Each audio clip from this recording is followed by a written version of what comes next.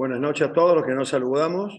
Vamos a dar comienzo a la quinta reunión. Como decía el doctor Cook recién, este tema no pierde vigencia, el tratamiento de la hernia por vía convencional. Nos va a mostrar su experiencia el doctor Palencia. Como todos ustedes saben, él está a cargo hace muchos años de la parte de pared de la Clínica Reina Fabiola y ha sido además relator en el último Congreso de Cirugía de Córdoba. Así que, Rafa. Bueno, hola, ¿me escuchan bien? Sí, perfecto. Bien. Bueno, muchas gracias, señor presidente, Gustavo, miembros de la asociación, quienes están conectados y los excelentes médicos cirujanos que están allí, el doctor Rossini, Palmisano y López. Mi experiencia en realidad se extiende un poco más allá de los 20 años, porque yo comencé con este tema cuando terminé mi residencia de cirugía general en el servicio de cirugía general número 1 del Hospital Córdoba. A los poquitos años, por inquietud debe ser, me nombraron jefe del departamento de paredes abdominales y hernias. Ahí comenzamos a investigar un poco cómo se estaban haciendo las reparaciones anatómicas, por supuesto, y que se iban transmitiendo de generación en generación y observamos algunas cuestiones como que se estaban utilizando estructuras para la reparación que la verdad no nada tenían que ver con el elemento que realmente fallaba y producía las hernias. Entonces fuimos analizando, investigando, disecando. Yo hice disecciones cadavéricas en el anfiteatro de la Universidad Católica de Córdoba y fuimos descubriendo toda una región anatómica que realmente hasta ese momento no se conocía, o se conocía muy poco o no tan bien. Y cambiamos las técnicas.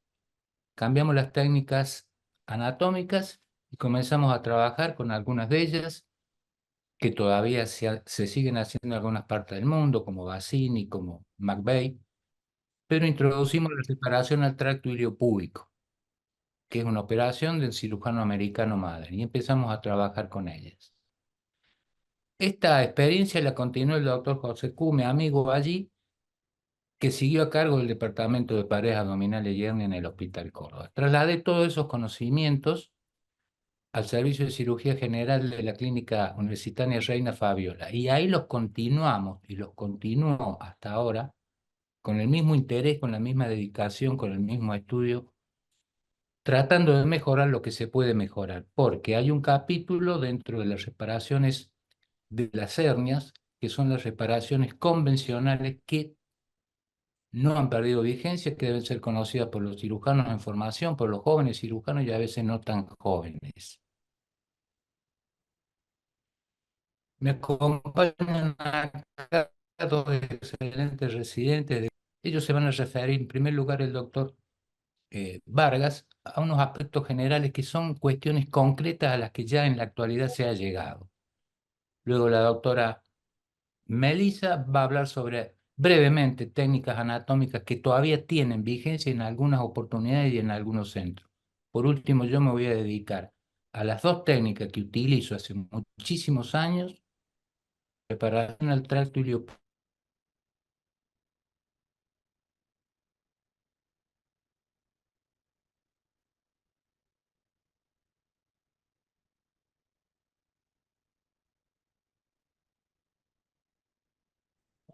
Sí, ahí.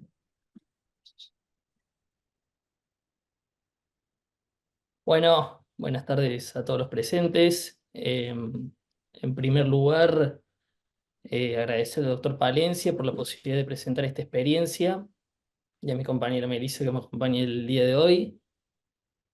Vamos a ver. ¿Se ve bien? ¿Se escucha bien? Perfecto. Perfecto. Bueno, un poco para introducir en aspectos generales de esta charla, nosotros nos referimos que la hernia inguinal y su reparación han sido motivo de profundo interés por cirujanos de todas las latitudes. Muchos cirujanos han dedicado prácticamente toda su vida profesional al estudio y el tratamiento de las hernias de la región inguinal, en algunos casos como una actividad exclusiva. Con el correr del tiempo y con la evolución de las diferentes técnicas, inicialmente ha habido técnicas plásticas, en las cuales se basan en los principios anatómicos, fundamentalmente de la región inguinal, y con el tiempo y con el advenimiento de las prótesis, han aparecido estas nuevas técnicas sin tensión, las cuales, en cierta forma, en forma concluyente en realidad, han disminuido la recurrencia independientemente de cuál sea la técnica que se utiliza, pero siempre empleando una prótesis. Bien. Por muchos años, bueno, se utilizaron las técnicas plásticas, ya con el advenimiento de los materiales protésicos fueron perdiendo el terreno, ya que el desarrollo de los mismos mostró mayor eficacia, una mayor facilidad, una menor disección, menor número de complicaciones y con ello un menor número de recidivas. Ogilvy ya decía que la cirugía de la hernia inguinal es sumamente importante, aunque no es una cirugía dramática. Es frecuente observar que el tratamiento de las hernias de la región inguinal se realiza sin tener en muchas oportunidades un conocimiento preciso de la anatomía y la fisiología de la región. Los conocimientos, tanto anatómicos como fisiológicos, le permiten al cirujano joven, en oportunidades, no aceptar aquellas técnicas que no respetan principios claros, aún en esta era de las prótesis. Sabemos que con la aparición de los distintos tipos de materiales protésicos, fueron reduciéndose lo que son el porcentaje y el índice de las recidivas.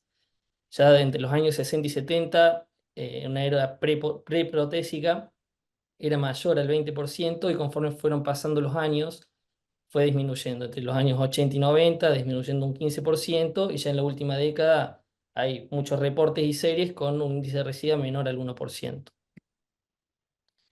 En cuanto a lo que tiene que ver con la epidemiología, la prevalencia de esta enfermedad ronda el 5 al 15% de la población, aunque tiene una incidencia que es muy difícil de calcular. Entre los tipos de hernias inguinales encontramos dentro de ellas las hernias que son congénitas, que se den una falla o un déficit en la obliteración del conducto peritoneo vaginal, pudiendo dar como resultado este defecto el origen a hidroceles comunicantes, quiste vaginal, y también las hernias inguinales indirectas. Bueno, el cirujano puede conocer un gran número de técnicas, dominar unas pocas y practicar solo algunas. Mucho de eso depende en parte de la experiencia que tenga en ejecutar una técnica determinada. Con el tiempo, bueno, han ido surgiendo nuevas técnicas, abordajes, prótesis y la ubicación de las distintas prótesis, y ello crea en el cirujano joven en muchas oportunidades dudas y confusión. El resultado de cualquier técnica siempre debe evaluar las recidivas, el confort y la incapacidad postoperatoria del paciente. Por ello resulta importante siempre tratar de tener un registro de datos que nos permite comparar las distintas técnicas. También encontramos las hernias adquiridas. La causa fundamental es una falta de la integridad en la fascia transversalis, con el músculo transverso a esta altura aponeurótico, y la conformación de sus fibras del colágeno. Existe además en la génesis de la misma una falla en el mecanismo obturador, que está formado por los dos pilares alrededor del orificio inguinal profundo, los cuales dependen del músculo transverso. En el 45% de las personas hay una aponeurosis del transverso que es sólida en cuanto a la proporción de las fibras conjuntivas. En el 25% ya suele haber una ausencia casi total de estas fibras, y en el resto es un porcentaje más variable. De esto depende en mayor o menor medida el riesgo de presentar una hernia inguinal. Hablando del cuadrilátero de Fouchot, es un territorio anatómico a través del cual o en el cual aparecen las hernias de la región inguinal y las hernias crurales también. A esta altura encontramos que al contraerse conjuntamente el transverso y el músculo oblicuo menor, el arco transversal se desplaza en sentido medial hacia la cintilla iliopubiana y hacia el ligamento inguinal, reforzando con esta acción la pared posterior del conducto, o sea, ejerce un efecto de protección del retromuro inguinal. En ocasiones puede ocurrir que este tendón conjunto no llegue distalmente hacia la arcada inguinal, y eso aumenta la posibilidad de la aparición de las hernias inguino-crurales a este nivel. Encontramos que también a este territorio, esta región anatómica se encuentra dividida por lo que es el ligamento inguinal, el cual nos va a dividir un territorio superior, un triángulo superior e interno, que corresponde a la región inguinal, a través del cual pasa el cordón espermático en el hombre y el ligamento redondo en la mujer, y por debajo de la inserción del ligamento inguinal encontramos ya la región del anillo crural, por donde pueden aparecer las hernias crurales, anatómicamente, a través del cual pasa la vena femoral, la arteria femoral y el nervio crural, más lateralmente el mismo. Al hablar de los refuerzos de la pared posterior, encontramos que existen distintos elementos de refuerzo de la misma, como son, por ejemplo, el ligamento de Hesselbach, el ligamento de Lidl, del ligamento de Hesselbach y el de Henle. Sin embargo, estas estructuras a la hora de ejecutar una técnica de reparación de una hernia inguinal son inconstantes y no deben ser buscadas al momento de efectuar dicha reparación. Por todo esto, podemos decir que la hernia inguinal es una relajación o una disrupción de la aponeurosis del músculo transverso y de la fascia transversalis, que se debe corregir no importa con qué técnica. Esto es una conclusión que es totalmente clara. Hay que procurar siempre normalizar la capa del músculo transverso del abdomen. Ya lo decía Chester McVeigh, la clave del desarrollo y reparación de todas las hernias inguinales yace únicamente en la fuerza y en la distribución del músculo transverso. Esta conclusión es concluyente e irrebatible. A la hora de seguir distintos consejos para llevar a cabo la reparación de una hernia inguinal, siempre se busca tratar los tejidos de modo cuidadoso, poder ejecutar una técnica de un modo meticuloso, con un descubrimiento anatómico correcto y siempre empleando material y tipo de suturas que sean adecuadas. El arco del transverso alto y débil probablemente siempre necesite una reparación protésica. Las reparaciones anatómicas deben llevar consigo, y dejarlo a criterio del cirujano, incisiones de descarga con el fin de alivianar la tensión al momento de ejecutar la reparación, de realizar la reparación. El orificio inguinal profundo se debe cerrar adecuadamente, pero no quedar hermético o rígido. Y la no apertura de un saco directo muchas veces puede conducir a la aparición de futuras recidivas. Por último, y antes de darle lugar a mi compañera, siempre no es necesario una ligadura alta de los sacos indirectos, sino más bien una disección alta de los mismos. Tampoco a la hora de llevar a cabo una reparación indirecta, producir una apertura sistemática de los sacos. El segmento proximal, por lo general, no debe ser ligado, y el segmento distal del saco, y sobre todo en lo que son las hernias inguinoscrotales, en ocasiones puede abandonarse y dejarse in situ. Los sacos con deslizamiento deben ser invertidos, y por último, las técnicas anatómicas siempre necesitan de la sección del cremasta.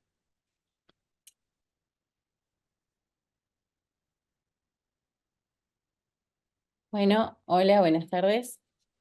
Vamos a hablar primero de la clasificación de las hernias de la región inguinal según Naius.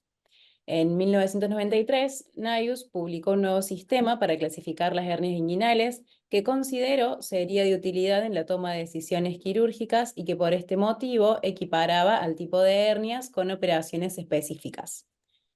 Las dividió en 4 tipos. Las hernias de tipo 1 son aquellas hernias indirectas con anillo interno normal. Las hernias de tipo 2 son aquellas hernias indirectas con anillo dilatado, pero con pared posterior del conducto inguinal intacta y vasos epigástricos no dislocados. Las hernias de tipo 3 las subdivide en 3 grupos. Las de tipo A son las hernias inguinales directas. Las tipo B, hernias inguinales indirectas con anillo dilatado, que se extienden medialmente, debilitando la fascia transversal a nivel del triángulo de Hesselbach. Por ejemplo, las hernias inguinoescrotales voluminosas, aquellas por deslizamiento y las hernias en forma de pantalón. Y en el último grupo, las hernias femorales. Y las hernias de tipo 4, aquellas hernias recidivadas. La clasificación de Gilbert y Rucott-Robin son parte de los sistemas de clasificación actuales que deben ayudar a impulsar no a la individualización de la reparación herniaria, sino a la evaluación de diferentes procedimientos quirúrgicos. En 1988, Gilbert describió un sistema de clasificación minuciosa basada en defectos anatómicos y funcionales, y en 1993, Rutkov y Robbins expandieron en el esquema de clasificación de Gilbert. El tipo 1 tiene un anillo interno apretado por el cual pasa un saco peritoneal de cualquier tamaño. Cuando este es reducido, se mantendrá dentro de la cavidad abdominal por el anillo indemne. El tipo 2 tiene un anillo moderadamente aumentado de tamaño que mide no más de 4 centímetros. El tipo 3 tiene un anillo interno abierto de más de 4 centímetros y el saco a menudo es escrotal. El tipo 4, en esencia, todo el piso del conducto inguinal está defectuoso, aunque el anillo interno está firme. El tipo 5 consta de un defecto diverticular directo de no más de 1 centímetro o 2 de diámetro, por lo general en posición suprapúbica, aunque puede estar en cualquier parte de la pared posterior. El tipo 6 abarca aquellas hernias inguinales que constan de componentes indirecto y directo, las hernias en pantalón. El tipo 7 comprende todas las hernias femorales. Esta es la clasificación que utilizamos desde hace ya muchos años. Bien, para el tratamiento de las hernias de la región inguinal, un poco en su evolución, en el siglo XIX, Eduardo Bassini nos habla de la reparación anatómica y las modificaciones que siguieron posteriores. Francis Huscher, en los años 60, introduce la prótesis de polipropileno e inició una nueva era. El polipropileno es ligeramente elástico, moderadamente rígido, posee memoria plástica, es robusto, inerte, delgado, poroso, ampliamente disponible y resistente a las infecciones. No es sometido a deterioro y rechazo y no la advierte el paciente ni es palpable. Irving Lichtenstein, en 1986, con su técnica del parche de polipropileno, da inicio a la era de las técnicas libres de tensión, luego seguida por los procedimientos de Gilbert y Rutkov Robbins. Bien, la reparación preperitoneal de Nayus es una técnica que no utilizamos, que consiste en un acceso anterior al peritoneo por disección y sección de los músculos para crear un defecto indirecto o directo, llevando el tracto iliopúbico al arco transversal. Es algo compleja que, al decir el doctor Anson, excelente anatomista, que junto a McVeigh y viéndolo operar esta técnica al doctor Nayus en Chicago, dijo que estuvo perdido gran parte de la cirugía. La reparación de shoulders es otra que no utilizamos, es una técnica canadiense que data de 1936 con excelentes resultados. Aquí se necesita abrir la pared posterior del trayecto desde el tubérculo púbico hasta el orificio inguinal profundo para realizar 4 surret de ida y vuelta con acero inoxidable, tomando la vaina posterior del recto, oblicuo menor, transverso y su fascia, y por abajo el tracto iliopúbico, arcada y hoja externa del oblicuo mayor. La reparación de Bassini, propuesta en Padua en 1889, es simple y racional y la hemos practicado en algunas oportunidades. Reconstruye la pared posterior abierta, llevando la triple capa del oblicuo menor, transverso y su fascia al tracto iliopúbico y arcada inguinal. Algunos autores toman con los primeros 3 puntos al ligamento de Cooper ante el temor del debilitamiento de la región crural. Bien, en 1942, Chester McVeigh describe su técnica, que la hemos utilizado en algunas oportunidades de pacientes con hernia crural que presentan también una hernia inguinal, y en hernias directas e indirectas voluminosas, en las cuales hay carencia en el apoyo de la fascia transversal. El triple estrato, igual que la técnica de Bassini, es suturado con 4 o 5 puntos al ligamento de Cooper, con hilos de polipropileno, 2 o 3 más puntos de transición se colocan en la vaina prevascular, que es dependiente de la cintilla hilopubiana. Esta técnica debe llevar descargamiento rectal de 5 o 7 centímetros. La reparación de Marcy es un procedimiento que data del 1882, conocido como cierre del anillo inguinal profundo. Lo realizamos con 3 o 4 puntos separados de polipropileno de 3 ceros que afrontan los pilares del anillo cuando éste tiene un daño mínimo. Hay pilares resistentes y sin defecto en la pared posterior. Bien. La reparación con prótesis preperitoneal es una técnica que practicamos por vía inguinal cuando existe gran falla en la pared posterior por destrucción severa de la misma. Es suficiente una red plástica de 12 por 8 centímetros en la región preperitoneal. La prótesis es fijada anteriormente al ligamento inguinal, ligamento de Cooper y tracto iliopúbico con puntos separados de polipropileno, dos ceros. Arriba, la prótesis queda libre por debajo del triple estrato. La reacción fibroblástica la fijará, o si el cirujano lo requiere, se pueden dar algunos puntos del triple estrato a la redecilla. Aquí hay unas imágenes de una gran hernia que fue reparada con técnica de reparación preperitoneal, con la malla preperitoneal. Bien. Y la reparación de Liechtenstein, esta técnica que data del año 1984, es la antecesora de una técnica de técnicas de series protésicas libres de tensión, que tiene sencillez de ejecución, reducción del dolor postoperatorio, rápido restablecimiento de la actividad física y reducción de complicaciones y tasas de recidivas. El saco indirecto es reducido y el directo aplicado con puntos separados de sutura absorbible.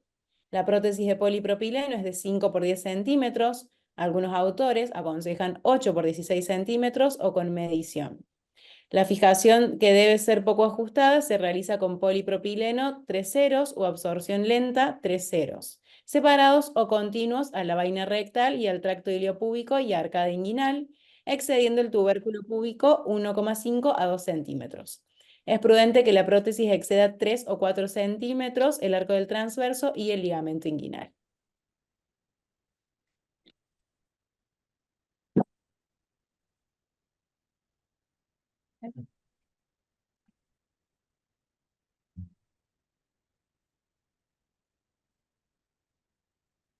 Bueno, hoy en día yo diría que en el inventario y en las posibilidades de reparación quirúrgica de una hernia, a mi juicio, a mi entender, existen un par de técnicas anatómicas que todavía tienen vigencia, que son la técnica de Marcy, que practicamos la reparación al tracto iliopúbico.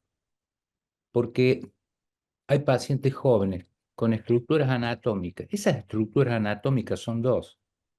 Lo que pasa es que hay que buscarlas, hay que identificarlas y se las ve perfectamente bien, que son la técnica, la cintilla iliopubiana de Thompson, arco profundo de los ingreses o tracto iliopúbico, y la hoz del transverso u arco del transverso. Teniendo esas dos estructuras, una reparación anatómica en un paciente joven con poco daño es perfectamente factible sin necesidad de proceder a una prótesis. Reconocida como reparación al tracto iliopúbico, pero en realidad la técnica la describió el cirujano americano John L. Madden. Para su realización es importante la disección y exposición de la pared posterior para visualizar claramente las dos estructuras de firmeza en la misma, que son la cintilla iliopubiana de Thompson y el arco u hoz del transverso. Llamamos, o llamadas, hoja medial y hoja lateral. Siendo importante para realzar la cintilla, su disección roma desde la vaina prevascular, refuerzo que le da la cintilla a los vasos femorales, hasta el tubérculo púbico de esta hoja lateral, creando una fosa que se llama piriforme navicular de Madden, que es el espacio entre el ligamento lacunar o Gimbernat. Esta fosa es virtual y se hace real con esta maniobra. Es el espacio entre el ligamento lacunar o Gimbernat, la cintilla iliopubiana de Thompson y el arco crural. Es virtual. Si es una pequeña disección roma con una punta de una tijera o de una jalte, se hace real y de esta manera se toma una real envergadura de el retromuro.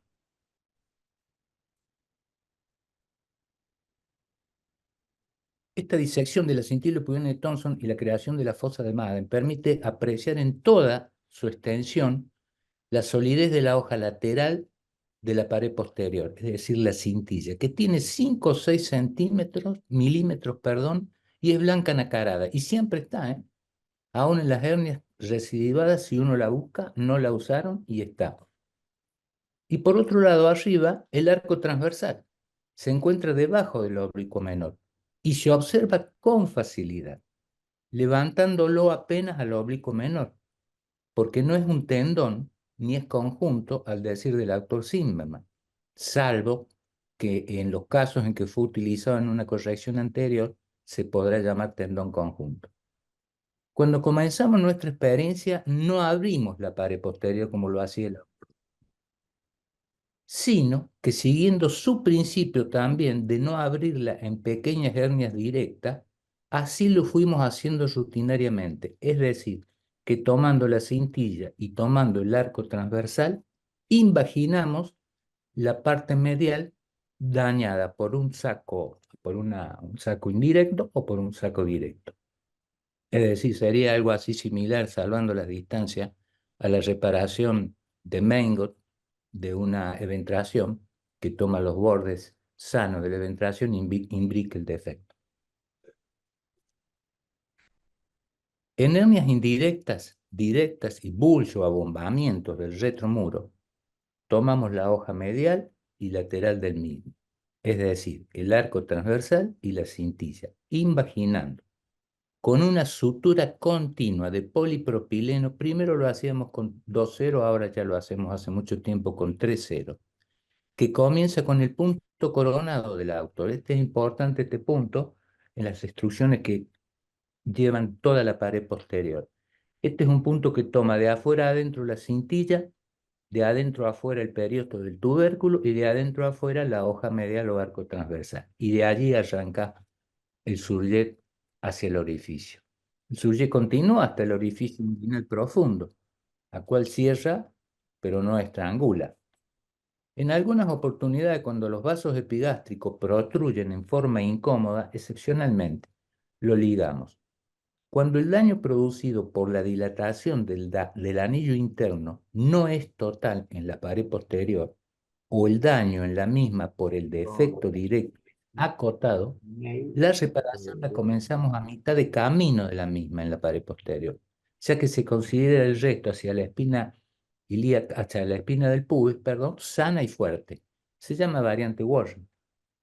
La incisión de descarga rectal solo la hacemos cuando la reparación es bilateral o se aprecia cierta tensión en la reparación. El doctor Robert Condon, gran anatomista y cirujano de Wisconsin en la década de los 60, comenzó a presentar sus estudios sobre la importancia y valor de la cintila pubiana para ser utilizada en la reparación anterior de las hernias de la ingle. Realiza la misma técnica que el doctor Mal, solo difiere que en su técnica extiende la sutura de la pared posterior un poco más arriba del orificio profundo, tomando el muñón cremasteriano que está ligado, y a este nivel la fijación no es ya en la cintilla, sino que es en la vaina ilíaca, que es la continuación de la cintilla hacia arriba, que es más densa. Alentamos a los pacientes siempre a retomar en forma pronta sus actividades. Esos emails que me están pidiendo en binomio. Con el paso del tiempo, también empezamos a incorporar como reparación protésica, hicimos mucho también la técnica de Lichtenstein, pero empecé a trabajar yo con la reparación de Rutko-Robin. Es un procedimiento de primera importancia en los recursos operatorios del cirujano. Es una operación eficaz y libre de complicaciones, recomendada desde hace más de 40 años. Las técnicas laparoscópicas tienen ya 35, hace más de 40 años, para las hernias de la ingle. Sus antecesores fueron el tapón en forma de cigarrillo de Lichtenstein para las hernias crural y recidivadas. Y luego, la técnica de redecilla amplia sobre el músculo transverso.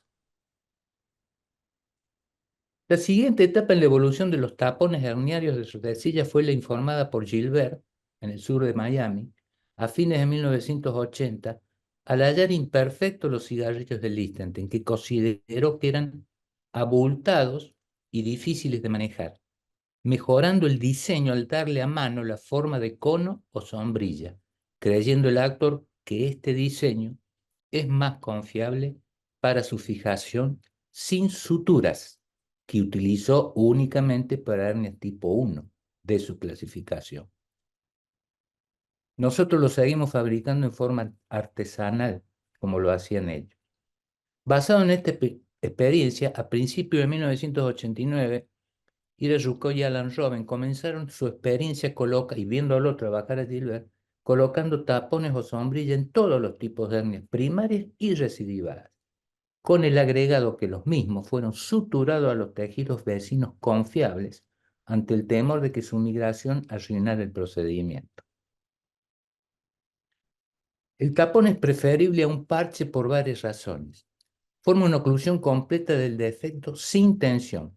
Su ligera extensión en el preperitoneo impide la protrusión del epiplono o intestino en un fondo de saco que un parche de recubrimiento podría crear. Por último, un tapón es una barrera más poderosa y puede ser fijado a un borde pequeño de tejido sano o cicatrizal. Los intersticios del tapón de malla se vuelven por completo infiltrados por fibroblastos y el dispositivo permanece estable y fuerte en forma permanente. No está sujeto a deterioro, rechazo o encogimiento y colocado correctamente nunca es percibido por el paciente. No hay documentación científica de encogimiento o migración del tapón. Para colocar un parche de recubrimiento plano como la técnica de Lichtenstein con seguridad y sobreposición o sobre overlap adecuada, requiere una disección más amplia de los tejidos. Nosotros hacemos una incisión de piel de 4 a 6 centímetros, que comienza 1,5 centímetros de 2 por encima del tubérculo púbico para no molestarlo. Es paralela al arcada inguinal. El único momento en que se usa el bisturí frío. Todo el procedimiento se continúa con el electrobisturí. La disección, y esto es muy importante, la disección tanto en el tejido celular como sobre el oblicuo mayor debe ser mínima, con hemostasia cuidadosa. Los nervios del abdomen genital mayor, menor y rama genital del génito crural se preservan si se ven, no se buscan. De lo contrario, si se interponen, se pueden ligar y seccionar. El saco indirecto puede ser abierto e investigado o simplemente, al igual que los lipomas paraherniarios, reintroducidos, pues sufren una involución en pocos días. En las hernias directas, tanto fusiformes o saculares, estas son elevadas para recortar la aponeurosis transversal y fascia transversalis, que permite la salida de grasa preperitonea. Esta sección se realiza en la porción media del saco, para no crear innecesariamente un orificio de mayor tamaño. En estas hernias directas, el paraguas lo fijamos a los bordes del defecto, con una serie de puntos que generalmente oscilan entre 8 a 10 puntos. El cordón espermático se jalona en el tubérculo púbico y se secciona su mesenterio o aponeurosis cremateriana hasta el orificio profundo. En los sacos inguino-escrotales accedemos directamente al mismo para tratar el estemo proximal, luego de separarlo de los elementos del cordón, y abandonamos el distal previa coagulación de sus bordes y apertura en sentido distal del mismo. En sacos indirectos, lo importante es la disección alta y no la ligadura alta. No investigamos los elementos del cordón porque es causa de dolor postoperatorio. El saco indirecto puede ser abierto e investigado o simplemente, al igual que los lipomas paraherniarios reintroducidos, pues sufren en pocos días una involución. El tamaño del tapón lo elegimos de acuerdo al tamaño del orificio agrandado, siendo en los pequeños una fijación con un par de puntos de material irreabsorbible 3,0 o de reabsorción lenta. En los de mayor tamaño se necesitarán más puntos de fijación, los cuales se anclan a los pilares del orificio profundo, al arco transversal, a la cintilla y lo pubiano, dejando el cordón como dique de contención entre él y la sombrilla. En las hernias directas, tanto fusiformes o saculares, estas son elevadas para recortar esa aponeurosis transversal y allí colocar el tapón de refuerzo. En estas hernias directas, el paraguas lo fijamos a los bordes del defecto con una serie de puntos. Los autores dicen estructuras confiables. Bueno, ¿cuáles son las estructuras confiables? Y son la cintilla iliopubiana de Thomson, el tracto iliopúbico, los pilares del orificio. Últimamente,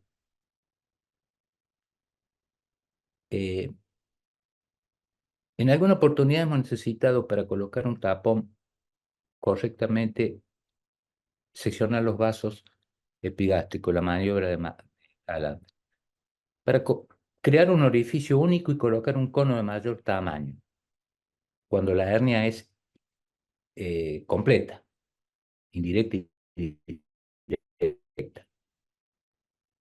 Pero a veces utilizamos dos tapones, un tapón directo, un tapón indirecto, que son consolidados con 3 puntos entre sí por encima de los vasos epigástricos. No hemos utilizado más, salvo en sus comienzos, la redecilla de polipropileno de 3 por 9 centímetros sin fijación o con fijación mínima que colocaban los autores como refuerzo adicional, por no creerla necesaria en vista de los controles de recidiva herniaria sin su utilización, y además para disminuir la carga de material de polipropileno que quizás sea innecesaria.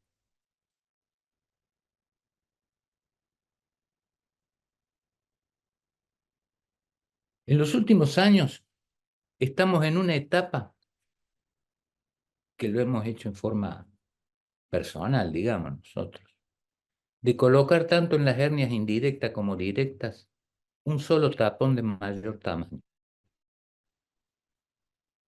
Separación que llamamos ahora al inicio de estas correcciones, llamamos de Gilbert, que en los defectos indirectos se llega a fijar en la última porción de la pared posterior sana, a la cual protege en el futuro. Y en las directas, el tapón colocado en el defecto posterior lleva su fijación por encima de los vasos epigástricos, a la cintilla y al arco transversal, con lo cual protege a futuro el orificio profundo. Pero a veces seguimos colocando el doble tapón en algunos casos de hernias completas severas. Haciendo toser al paciente comprobamos la buena cobertura y elasticidad del dispositivo.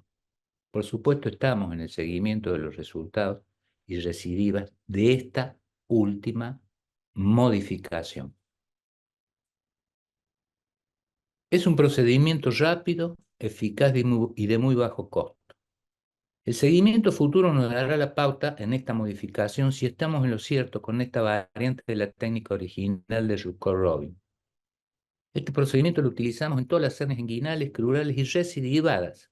En estas últimas, las recidivadas, no realizamos intentos para identificar planos anatómicos irreconocibles. No movilizamos el cordón. La disección se mantiene al mínimo, preservando lo útil de la reparación anterior. El tiempo quirúrgico en estas operaciones es muy acotado. La anestesia es espinal. El tiempo quirúrgico promedio es de 45 minutos. El alta unas horas posterior y la analgesia estándar por 48 horas. El doctor Ira Rucko fue director del Centro de Hernia de Nueva Jersey y 2 veces director huésped de las clínicas quirúrgicas de Norteamérica de Massachusetts. El realizar una técnica quirúrgica para la reparación de hernia, una única técnica, nos vuelve en cierto modo peritos en la misma. La técnica del tapón o sombrilla es de las reparaciones más sencillas de la hernia para el cirujano promedio, quien para entenderla requiere una curva de aprendizaje mínimo. Esto es inherente a la defensa creciente del minimalismo quirúrgico. Alentamos a los pacientes que retomen sin miedo sus tareas habituales luego de 24 horas y pesos mayores a 10 kilos luego de 3 semanas. El control y seguimiento de lo mismo lo realizamos a los 15 y 45 días, 6 meses, 1 y 2 años.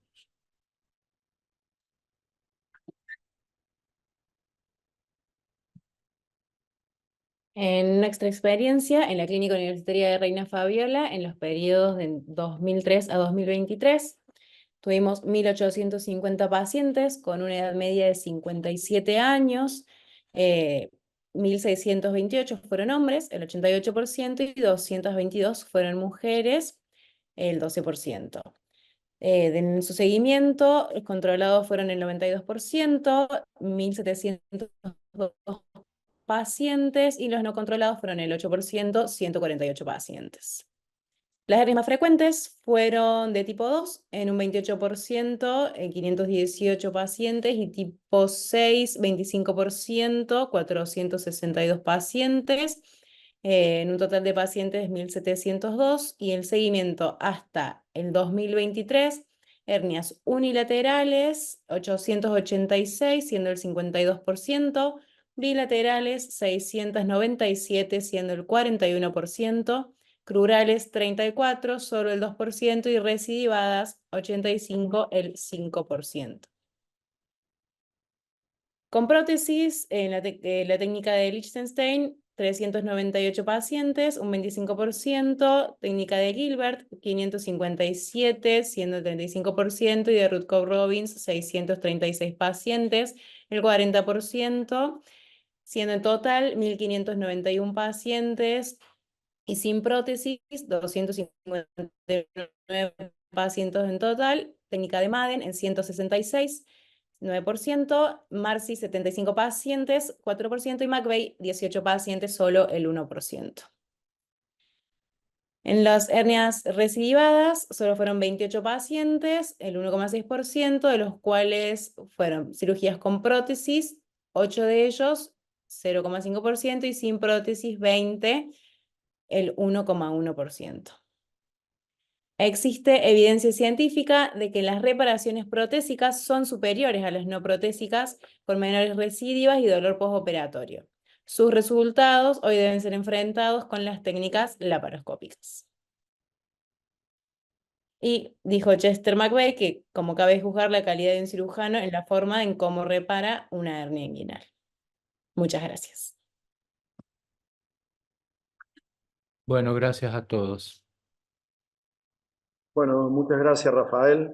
La verdad que excelente el trabajo, nos hizo un repaso por toda la historia, como había escrito, de la hernia inguinal, sobre todo la gente joven que cree que si hoy no se opera por la laparoscopia, uno es un cirujano antiguo. Me parece que esto demuestra que todavía tiene vigencia y te felicito además por el seguimiento. Los que trabajamos en un hospital grande, con mucha incidencia, tener un seguimiento del 92% realmente impacta. Bueno, y a la doctora Melissa y al doctor Vargas, vamos a decirle la vieja frase que decíamos cuando era presidencial, que los invitamos a pasar por tesorería para asociarse a esta asociación, sobre todo ahora que viene el Congreso, que van a tener acceso gratuito al mismo. Lo veo ahí el doctor López, que es uno de los comentadores. No sé, Alessio, ¿quieres hacer algún comentario? Hola, buenas noches, ¿cómo están? Primero, felicitarte, Rafael, y todo su equipo, porque como bien vos dijiste, Gustavo, tener este pool de pacientes en seguimiento a tanto tiempo es realmente algo muy importante. Y también repasar que aquellos por ahí que pasamos o que empezamos nuestra residencia, yo empecé mi residencia con técnicas no protésicas, hasta que se fueron incorporando y las fuimos descubriendo con la gran desarrollo de la técnica de Lichtenstein, llegamos a ver las técnicas anatómicas, las reparaciones. Y cuando veíamos por ahí a nuestros maestros hacer reparaciones anatómicas, la disección de la región, realizar una técnica anatómica correcta, realmente si está bien indicada en el paciente, tiene resultados muy buenos. Es algo que tenemos que tener al alcance, si bien hoy no es tal vez el gol estándar, como bien decía la colega cerrando el trabajo. Creo que tener las técnicas anatómicas para una instancia, me imagino hoy en día en una situación de urgencia, ¿sí? Donde tal vez no podamos utilizar de rutina una prótesis por un tejido contaminado en una hernia estrangulada, poder tener estas herramientas creo que es importante para cualquier cirujano general. Lo demás, felicitarte, Rafael, me hiciste recordar muchas técnicas porque uno cuando desarrolla técnicas anatómicas generalmente desarrolla una o dos que las desarrolla muy bien si bien hay un pool gigante de técnicas, seguramente algunos de ustedes también pasaron por técnicas de Finoquieto, por técnicas o cirujanos que solamente hacían McVeigh a todas las hernias inguinales. Entonces, la verdad que te felicito porque es algo muy, muy, muy bien logrado. Gracias, Doc. Sí, yo recuerdo cuando en los comienzos se reparaban hernias, se reparaba como residente una hernia sin los conocimientos anatómicos precisos y claros. Era un sufrimiento. Que luego, con la disección, mostrando las estructuras, viendo bien la anatomía, se convierte en una muy linda operación. De lo contrario, es realmente un sufrimiento. Y es un arma más que pueden tener los residentes, los médicos jóvenes, en fin, y en general cualquier médico, porque hay muchas oportunidades en donde uno debe recurrir a técnicas anatómicas y debe tener el conocimiento bien asentado y bien preciso. Gracias, Doc. José, ¿querés hacer un comentario vos que fuiste parte también de alguna forma de Paredes en el Córdoba tantos años? Bueno, en primer lugar, felicitarlo a Rafael y a todo su equipo. Hemos aprendido a operar hernias gracias a él, que tanta paciencia nos tuvo en algún momento. Después, a partir de que yo me hice cargo aproximadamente en el 93, 94, comenzamos a usar la técnica del Liechtenstein. Y la técnica del Liechtenstein para mí es la más simple y la que cubre toda la pared posterior sin tener que hacer grandes disecciones o disecar todos los planos que describieron muy bien los antecesores que hablaron de la anatomía. La técnica del Liechtenstein lo que tiene de bueno es que no hace falta cerrar la pared, justamente por eso se llama una técnica free tension, y eso hace que el paciente no tenga dolor. Por lo tanto, es un paciente que va a pasar un muy buen postoperatorio. Lo podemos dar de alta el mismo día o al día siguiente. Nosotros hicimos un estudio en el Hospital Córdoba y la verdad que teníamos cero recidiva. Quien dice tiene cero recidiva por ahí no se le cree mucho, pero nosotros hicimos un estudio serio con seguimiento y no teníamos recidiva. Entonces en el trabajo que presentó recién Rafael y su grupo, muestran alguna recidiva y sería bueno saber si fueron con la lista o con la técnica de paraguas, ¿no? Ahora bien, Gustavo, yo creo que el tema de la cirugía de la neoplastia por videolaparoscopía se va a imponer más tarde que nunca, y en algún momento todos van a tener que hacer videolaparoscopía, porque la gente ya viene y lo pide. Entonces, hay que tener muy bien aceitado en un equipo, en un servicio, que quiere ser un poco de vanguardia, tener a alguien que haga la técnica por videolaparoscopía. Yo creo que sigue totalmente actualizado el tema. Creo que mucha gente va a ir a la cirugía a técnica abierta. Es una técnica en un país que está fundido económicamente o tratando de salir de un problema económico. Es una técnica que es más barata, se puede hacer en cualquier hospital, no hace falta tener equipo de videolaparoscopía de última generación. Por lo tanto, yo creo que este trabajo reivindica todas estas técnicas que en algún momento han sido tan criticadas. Así que bueno, ese es mi único comentario.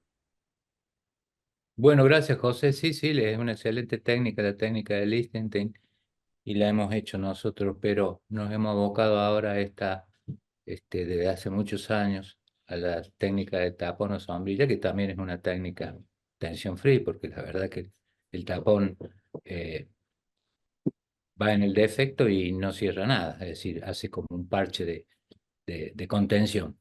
Pero acordate que cuando me fui del Córdoba, vos seguiste haciendo técnica de madre antes. Sí, sí, obvio. Sí, Ahí, hicieron una técnica de muy buen resultado. Y además no había prótesis, José, todavía. No hay prótesis. Recién ahí ha estaban Por eso levantado, dije, no, en 92, 94 ha sido. ha levantado la mano el doctor hoy de que seguramente tenga otro pensamiento. Él se formó en un hospital privado y las características de los enfermos son totalmente distintos. Yo me hacía acordar, yo también me formé, Alessio, haciendo la esquirrofinocchio, la técnica anatómica, y éramos muy anatomistas porque teníamos un jefe que era muy, nos retaba mucho con el tema de la anatomía y demás, y bueno, y nos costó pasar a la Liechtenstein. Yo coincido con José que hoy en día para la gran mayoría de los cirujanos que hacemos técnica abierta, la Liechtenstein es el gold standard, ¿no? De las abiertas. Pero bueno, hay que saber hacer de todo. Lucio. Sí, bueno, felicitaciones, doctor Palencia. La verdad que muy linda la exposición, todo el recuerdo. Yo en realidad quiero hacer una pregunta medio sonsa. Yo estoy de acuerdo con todo lo que dijeron los comentadores, tanto en las felicitaciones como en las acotaciones. Pero quiero hacer una pregunta a usted que tiene tanta experiencia de algo que sucede mucho no es relacionado a la técnica, pero en la arena clínica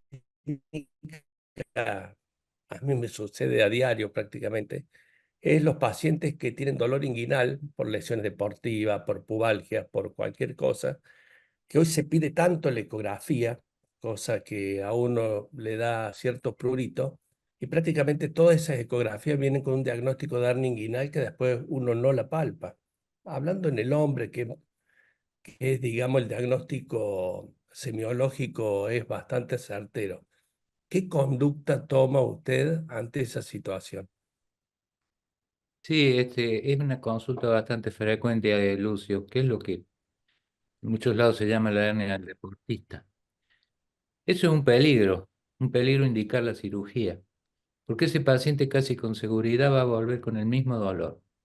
Y uno le va a adjudicar el dolor a una inguinodinea, producto de la reparación que uno ha hecho, y nada que ver con eso. Entonces, mejor convencerlo al paciente que se le va a hacer un seguimiento en el tiempo, a ver cómo va la evolución de esa hernia para ver si realmente necesita una corrección quirúrgica. De lo contrario, podemos tener un paciente que nos va a visitar en forma bastante periódica al consultorio, diciéndonos que sigue con la misma molestia con la cual vino antes de operarse. ¿Estás de Bien, acuerdo? en 100%. Yo no los opero generalmente. Y los que tienen esa debilidad de los deportistas, nosotros vemos muchos jugadores de fútbol, pero tampoco en esos que vienen con un informe que inclusive viene hasta medida la hernia. Yo no Sí. sé si verán un lipomita del cordón o algo que se mueve con la valsalva el ecografista. Hay que ser Y más se complejiza porque ahora las obras sociales te piden una ecografía para creerte que va a operar un paciente que tiene hernia, como si fuéramos a operar un paciente que no tiene una patología hernia al bicho. Pero Sí, bueno, así. quería saber su opinión porque lo veo como un problema cotidiano y lleva mucho tiempo explicarle a la gente por qué uno no quiere operarlo. Sí, porque además